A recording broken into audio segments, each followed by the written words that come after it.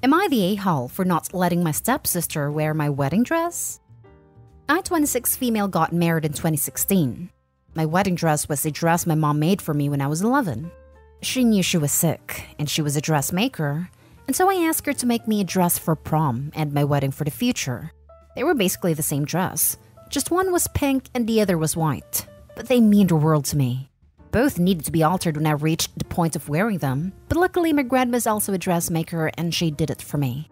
My stepsister, 24 female, is now getting married and wants to wear my wedding dress to hers. She's my stepsister through my dad's marriage to his wife Liz, and they got married when I was 7. She didn't know my mom though, and they were nothing to each other. So for the sentimental part, and the part where she didn't even know my mom and couldn't share in that side of the sentimentality, I said no. I didn't want to give away my dress. Maybe if I have a daughter or a daughter-in-law I'm close to someday, I might offer it there or give it to them if they want it. But for now, I want to keep both and not share. My no has led to fallout though. My stepsister feels like I'm unfair, and is hurt that I don't consider her enough of a sister to share it with her, regardless of who made it. My dad is pissed, because this is the second time she wanted one of them. She wanted my prom dress as well, and he said I should have been willing to share one, since my stepsisters always looked up to me. Liz is pissed because I wouldn't let her fix my prom dress at the time. She offered with very little experience fitting dresses, and went to my grandma instead, and now I won't let her daughter wear the dress. They all say it's been 5 years now, and the wedding dress won't be worn again by me, which might not be true. My husband and I have talked about renewing our vows far in the future and wearing the same clothes. I've been called selfish, mean, a witch and other stuff, and there's a lot of upset over my decision. My stepsister is genuinely sad. She doesn't even care about the sentimentality. She just wanted it because I had worn it, and she always loved getting my hand-me-downs. Am I the a-hole? Now for the top comments. Not the a-hole. The dress is your mom's legacy for you, and what a touching, beautiful gift. They should be just for you, unless you willingly want to share, or like you said, make them heirlooms for your future kids. Stepsister needs to stop trying to Jones your stuff. Tell her she must back off, and to just stop being a lazy leech and buy her own damn dresses. She clearly doesn't get that they are more than dresses to you. You don't owe her a thing. Also OP, because this is the top comment, make sure the dresses are both locked up somewhere safe where only you and your husband are able to access. While I have to hope they wouldn't, I've seen too many stories on here of step-siblings stealing/destroying important sentimental things. There are also posts where the leech refuses to give back a borrowed wedding dress because of the sentimental value. In the best case, the dress would be damaged by being cheaply fitted, with probable stains from the party. Not the a-hole. Sometimes being selfish is being selfish, but sometimes people call you selfish because you have boundaries. Tell your dad you are ashamed for him for his behavior.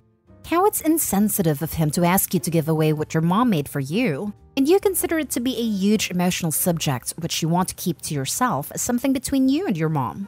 Just because he does not feel a significant value for you, does not mean he has the right to demand you share one. He should be ashamed. Excuse me? It's your wedding dress. Sentimental to you. Oh my god, my blood is boiling on your behalf, Opie. I can't even imagine sharing something sentimental to me with someone who won't understand it. Huge not the a-hole. My mom bought my wedding dress for me. After my wedding, she promised the dress to a co-worker of hers and did not understand why I didn't want to give up my wedding dress to a stranger. So I told her that if it was so important, then my mom could just give her co-worker her own wedding dress from the 70s. My mom stopped asking after that. My stepsister feels like I'm unfair and is hurt that I don't consider her enough of a sister to share it with her regardless if who made it. Not the a-hole 100%. There isn't a rule that says that sisters have to share their wedding dresses with each other. Everybody, but Opie, is encouraging stepsisters' bad behavior. Good for you for having a backbone. Next story is titled, Am I the a-hole for being surly, rude, and mean at a wedding and leaving early? I was asked to be a member of the wedding party.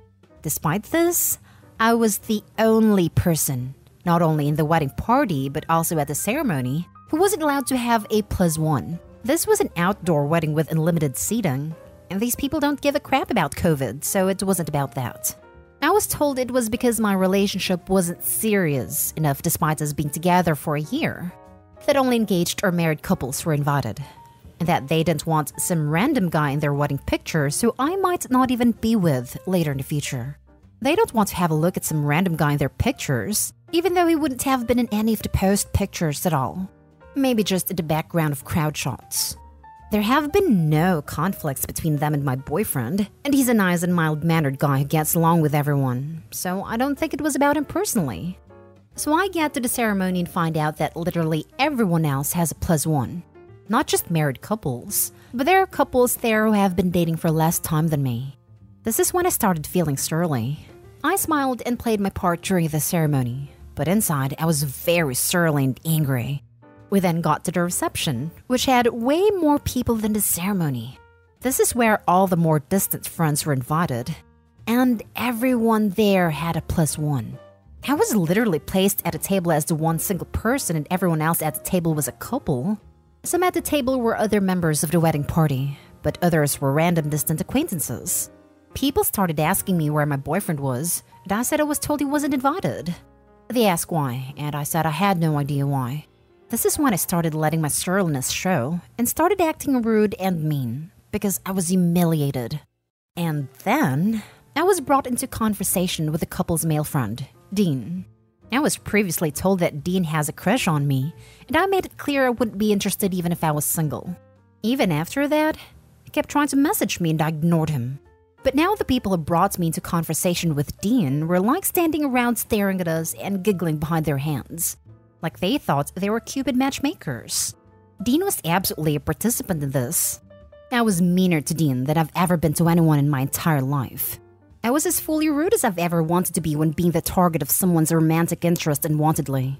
It's true, I don't really know if I was being set up, but I was already furious before that happened. Everyone was silent and awkward. I went back and finished my meal, and as soon as I was done, picked up my purse and left and went straight to my boyfriend's house, skipping most of the reception, cake cutting, speeches, and everything. I'm now being told by the couple that they are hurt and confused why I left so early. I haven't replied. Wow. There are layers to this, like a freaking parfait made entirely of dog poop in different stages of decomposition, and it just kept getting worse. From the title, I thought you were the a-hole. Then it was like, okay, maybe it's everyone sucks here. Then it got to not the a-hole, and kept on trucking how the newlyweds and Dean are huge a-holes and just kept on going. Honestly, you're absolutely not the a-hole, and in fact should be commended on not engaging in some fully warranted a-hole behavior of your own. Because I absolutely do not consider rudely rejecting Dean's advances to be a-hole behavior when he is complicit in the setup attempt from hell. I think at the very least, you would have been completely justified in not only leaving early, but taking your wedding gift with you because these people are not your friends. I'm still so angry about the entire thing. I wish I had told them to go screw themselves the minute they called my boyfriend some guy I might not even be with in the future. My relationship is one of the most important things in my life, and my boyfriend is precious to me. You need to cut them out immediately. They have already proven they don't care about your feelings by ignoring the fact you previously said you do not want to date this dude. If he contacts you again, get a restraining order because it's some next level diabolical manipulation and a GTFO of this environment ASAP. Which I would find absolutely hilarious, considering they didn't want some random guy in their photos when they look at them later in life, but now have to look back at photos with some random girl they're not friends with anymore. Lol. Not a-hole. If you were seriously singled out like that as the only major exception by someone, either the wedding couple or anyone in the wedding party, I probably would have been angrier. Honestly, I was the most mad about how they disrespected my boyfriend and relationship, calling him some random guy and saying I might not be with him in the future. Like, what kind of way is that to talk about my relationship that's extremely important to me? Next story. Am I the a-hole for taking back a gift from a fake baby? I work at a popular clothing retailer, and I enjoy my job very much. My coworkers are great, customers are bearable, but one coworker, let's call her Rhonda, has been making my work life a living hell recently. We have worked together for a couple of years now and things were great. I would even say we were work friends. Then she invited me to her daughter's baby shower last month, and I agreed to go. What I didn't know was this was not a regular baby shower. I arrived with a gift and was talking to my other co-workers that were there, and we figured out none of us had met the daughter. Rhonda introduced her daughter to our little group, and I congratulated her and thanked her for having us.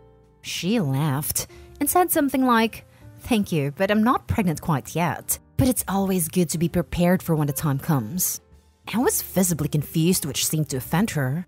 After she walked away from our group, my coworker explained that Rhonda had told her when they arrived that this isn't a regular baby shower, and her daughter had been feeling down because quite a few of her friends had been pregnant. I asked the friends if they knew beforehand, but they said no, and that they were also confused why they were asked to buy gifts, but decided not to make a big deal about it. I asked Rhonda why she wouldn't tell us that it wasn't a baby shower for a specific baby, and she explained the physical invitations explained it was a party for her daughter to shower her with love. Well, none of us co-workers got physical invitations. I asked Rhonda if I could take back my gift since I am not made of money, and I would prefer to get her daughter a gift when she was actually having a baby. Rhonda said that would be rude to take a gift back after giving it, and that her daughter was going through a lot and was looking forward to opening presents. I said I'm sorry, but I can't do this. I took my gift and left. The daughter sent me hateful messages over Facebook, including calling me a disrespectful old witch and a bad friend to Rhonda.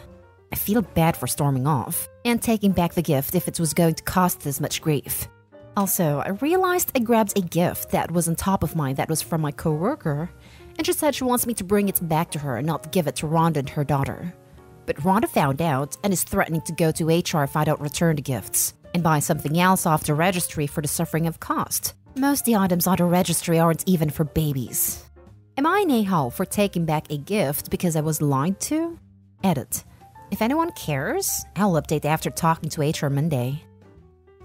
Not a hole. And this shower is literally the tackiest, gift grabby, bad crap crazy thing I've ever heard of. And I've been in several of the more dramatic pregnancy/parenting forums for a long time. Edited to add, I would beat her to the punch with HR and tell them that your coworker is harassing you for gifts that you decided not to give once you realized they were demanded under false pretenses.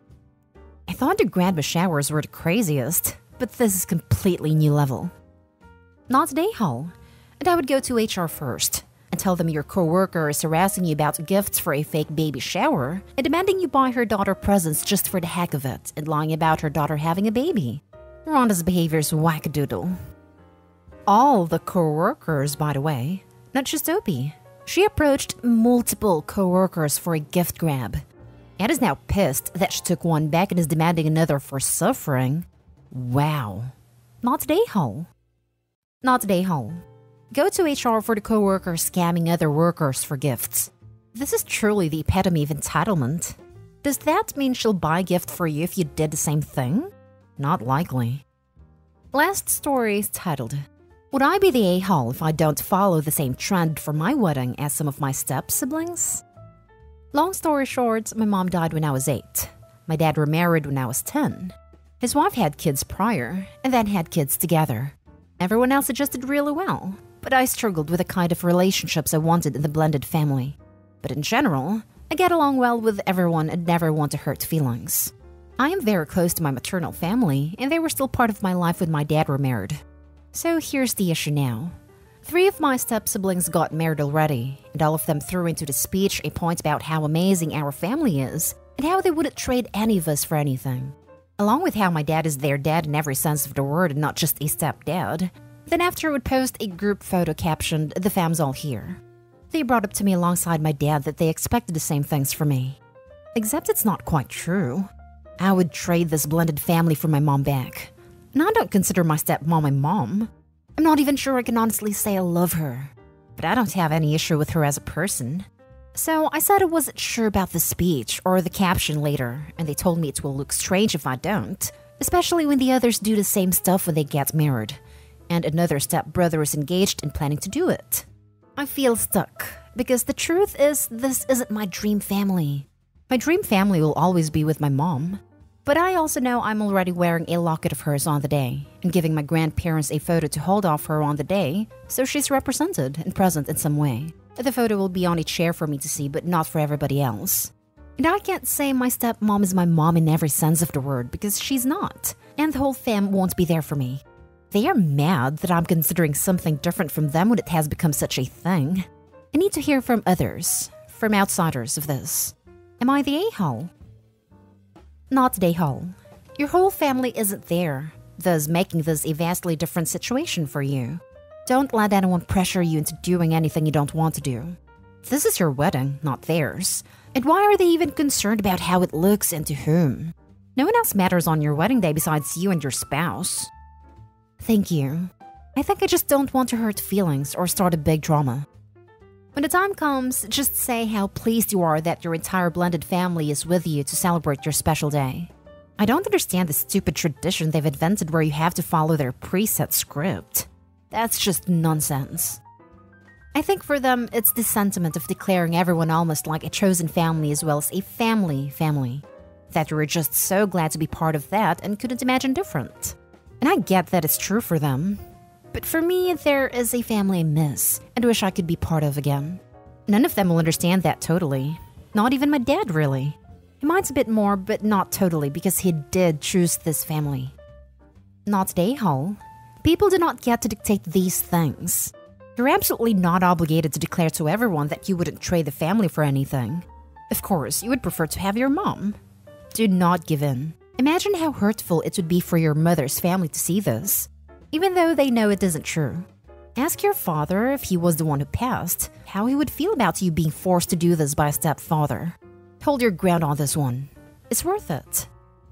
I actually wondered if I should talk to him. Out of them all, he's kind of the one who would understand the most. But he also chose them in the way I didn't. Not that there's anything wrong with him doing so, it's just I'm not sure how understanding he would truly be, you know? You make a good point though.